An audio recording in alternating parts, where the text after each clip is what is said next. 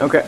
Just one quick thing to add, and I'm debating whether to or not to add it, but I'm going to say it. Oh, I and say that go is, for it. Remember that in your own way, you are also interviewing us. Now, that can really come across as cocky, so you gotta be really careful. But at the end, when we say, do you have any questions for me? I love it when people have questions, and they're genuine ones. So the way that you're interviewing us, though, is probably more, how do you feel? I mean, if you go out of the interview, of course, probably you're gonna be scared, and if you really wanted the job, you're gonna be nervous and everything. But if you leave and your gut just says, something did not feel right, if we push buttons in you, if whatever, listen to those things too, because sometimes you don't get a job because you're not meant to be there, and sometimes we try to force ourselves to fit somewhere where maybe we aren't meant to fit, and that doesn't mean there's not another job out there for you. Or sometimes you really, really want a job and you don't get it, and then 5-10 years later you might say, thank God that one never worked out. It's only in hindsight. So interview us as well. Sometimes you have to do that silently. That's a good point. You have to be careful how you do that, but it has to be a good fit for both sides. Especially if the first question we asked you is, tell us about the program. What do you know about the organization? And you say nothing. And then at the end we say, what kinds of questions do you have? Nothing. That's probably a tell-all too. Because through the interview, you should have some questions popping up that you could ask us. That's a good point. Yeah. I think one of the best questions I've had most recently is at the end of this initial phone interview, someone was talking about, we were explaining to them what we offer and if it would work for them, and then we asked them if they had any questions for us. And it was a question of saying, what makes you different than the other interpreting agencies out there? What is the one thing that you can touch on that makes me want to work for a company, your company? Which was put very nicely. It could be said wrong, I think, and it's about the attitude and how you ask the question. Are you coming in from a place of being humble and just saying, I really like what you have to offer, but in seeing your company versus this company versus that company, what makes you unique that will give me the drive to want to work for you and with you? That is a key question, and I was very impressed. That's the first time someone has asked me that in the past number of years. So. Okay.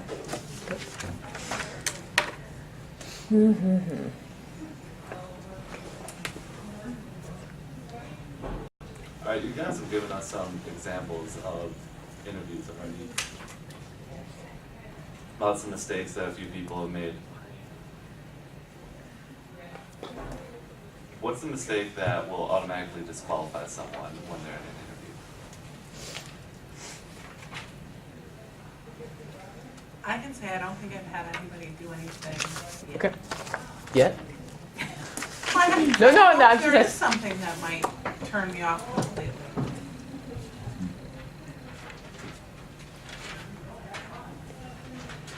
I can. Maybe a better question or a better way to phrase it is, what's a red flag for you? Where you just have that intuition that they're not going to be the right match. I think we've talked a lot, that kind of weeds folks out. I think for me too, one thing is how well you communicate, how well you speak during the interview, how well you answer the question, because after we hire you, you're an extension of our office out there on campus, and how I don't want to have to worry when you walk out the door how you're going to talk with the professors on campus, maybe a professor that wants you out of the room and in the back of the room. I want you to think on your feet, hit the ground running, be friendly, kill with kindness. I mean, that's what we're all about. So that's key to me. So if you had poor communication skills, that would probably be something. And of course, we don't know anything about our program. That's the other one. But, the cover letter is different, but that's what I would say for you. Ours is a two-step interview. So I can interview you and move you to the second step, which is a screening.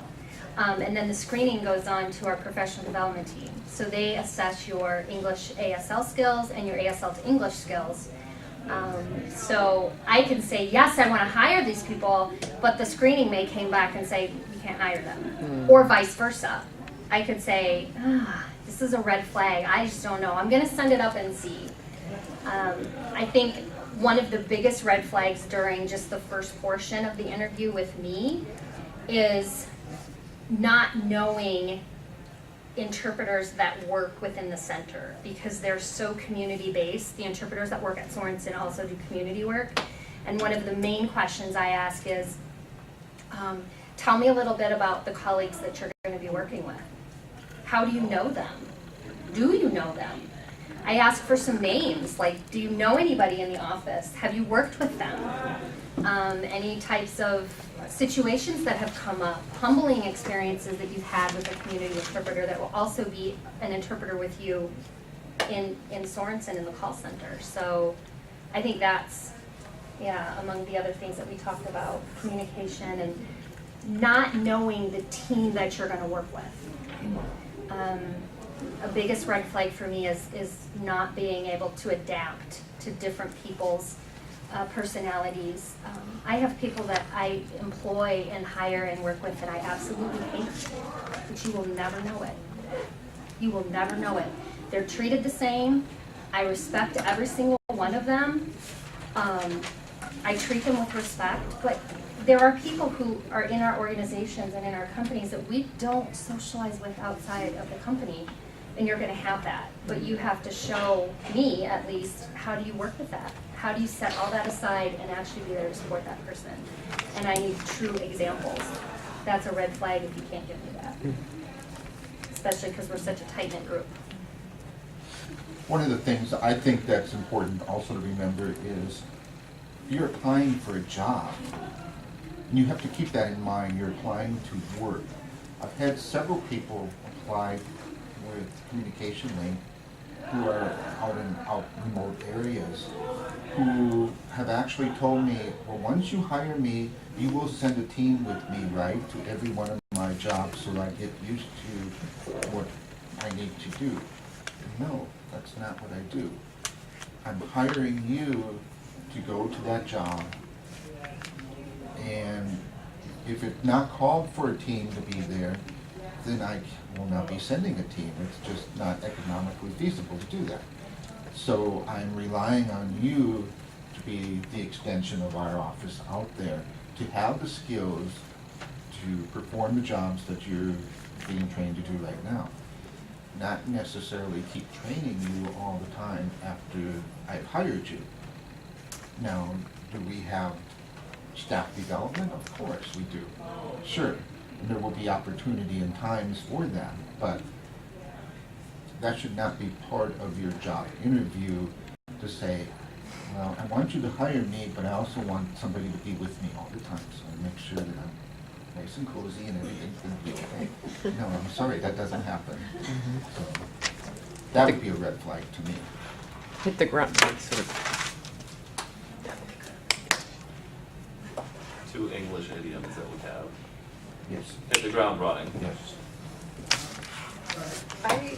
I like to have Ted answer the door. My coworker and assistant, Ted, is deaf, and I like to have him answer the door and let people in for interviews. And sometimes I like to be looking around the corner because if people walk in and are kind of like,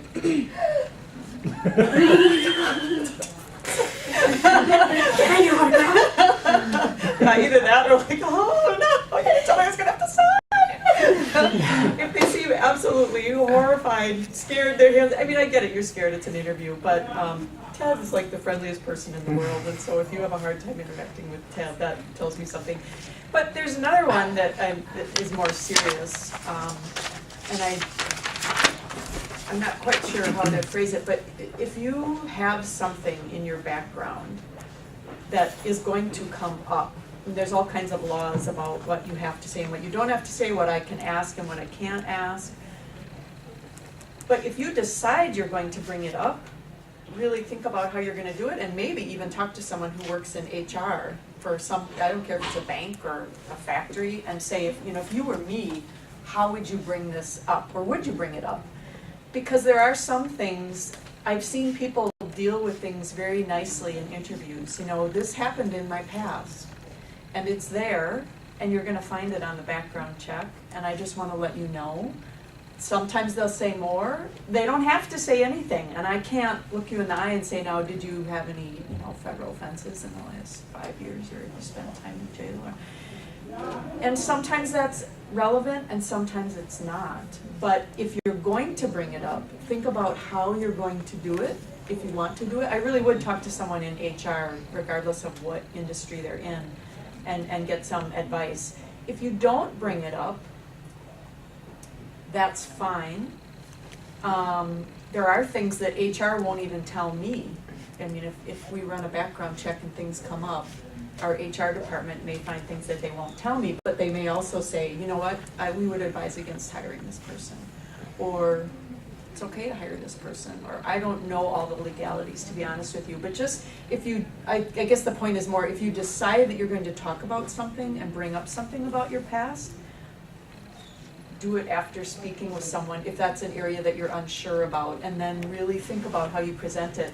The reason I say that is I had one person long ago who decided to like drop it in like a bomb at the end of the interview. By the way, I did this and this is gonna show up, and that's all they said. Wow, thank you. You know, it was just bizarre how it was brought up. It was dropped out there, and I think their intent was they knew it was gonna show up, and so they wanted me to know. But wow, that was just, it was at the very end, it was as they were almost going out the door and they dropped it, and it just felt bizarre how it came up.